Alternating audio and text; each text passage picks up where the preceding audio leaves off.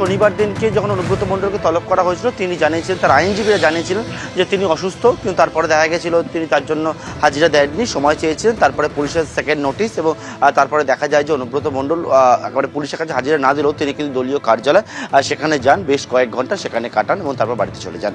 তার পরবর্তীকালে রবিবার দ্বিতীয় নোটিশে হাজিরা তিনি এড়ান এবং সেক্ষেত্রে দেখা যায় যে তিনি একেবারে বেড রেস্ট পরামর্শ চিকিৎসকের রয়েছে, সেই মতো কিন্তু আইনজীবীরা সেই পেপার পুলিশের কাছে জমা দেয়। আজকে সোমবার দেখার বিষয় অনুব্রত মণ্ডলের ক্ষেত্রে পুলিশের স্ট্র্যাটেজি কী হয় বা অনুব্রত মণ্ডলী বা স্ট্র্যাটেজিটা কী হয়। এর পাশাপাশি আরও একটি বিষয়, সেটি হচ্ছে যে তুমি দেখেছো যে এক ছাত্র নেতা তার ভিডিও একটি তিনি ভাইরাল হয় এবং সেই ভিডিও ভাইরাল হওয়ার পরবর্তীকালে একেবারে তৃণমূল ছাত্র পরিষদের তরফ থেকে তাকে তার পদ থেকে সরানো হয় বা সাসপেন্ড করা হয় বলে একেবারে গতকালকে জানানো হয়েছিল। এরপর আমরা দেখতে পাই পুলিশের তরফ থেকেও বলা হয়েছিল এই ছাত্রনেতার বিরুদ্ধে একটি জামিন অযোগ্য ধারা সহ মোট 3টি ধারায় মামলা হয়েছে।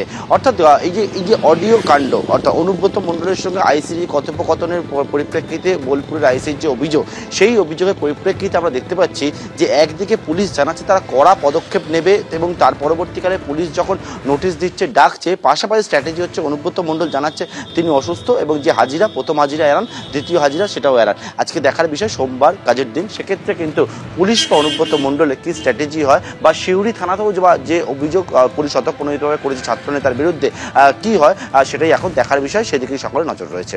একেবারেই পার্থ, ধন্যবাদ। ঠিক কী কারণে পরপর দুদিন হাজিরার জন্য ডাকা হলো অনুব্রত মণ্ডলকে? বোলপুর থানার আইসিকে কদর্য কুৎসিত ভাষায় আক্রমণ করেছিলেন অনুব্রত মণ্ডল, যা ইতিমধ্যেই ভাইরাল হয়েছে। হ্যালো, হ্যাঁ বলুন। তোর পশু ডেপুটেশন নিয়ে তোর বাংলো পর্যন্ত যাব, তোকে বার করে নিয়ে আসবো।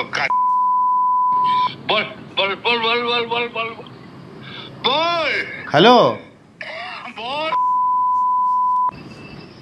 আপনি কি বলছেন? আমি অনুব্রত মণ্ডল বলছি। বল বল বল বল বল। তুই ফোনে রেকর্ড করছিস, আমি সব জানি। না না, পশু যখন ডেপুটেশন দেবে না, তোকে কোয়ার্টার থেকে মারতে মারতে নিয়ে আস। না কি হয়েছে, মানে ঘটনাটা কি জানিস না সিঙ্গিতে কি হয়েছে? হ্যাঁ হ্যাঁ, এই পশু তো কাল পশু ডেপুটেশনের ডেট কর, বার করে 13,000 বোলপুরের লোক হয়েছে না? 13,000 12,000 লোক হয়েছিল বোলপুরে, প্রচুর লোক। কথা বলেছি তোর মাকে হচ্ছে রে বউকে। আপনি আপনি আপনি একজন দায়িত্বপ্রাপ্ত লোক, আপনি এভাবে কথা বলছেন? তোর ডেপুটেশন, পশু ডেপুটেশন রেড কর, ওকে অফিস থেকে ওই ঘর থেকে বার করার দায়িত্ব আমার। রাজীব কুমার, আমার উপর তো মন্ডল বলছে সরাবে না নাকি? হ্যাঁ,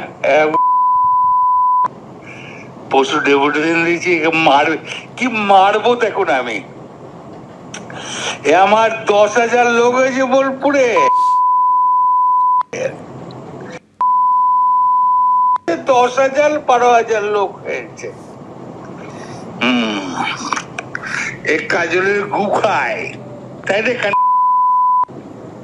আমাদের ভুল বললাম? আমরা কারোর লোক নই, আপনি ভুল ভাবছেন।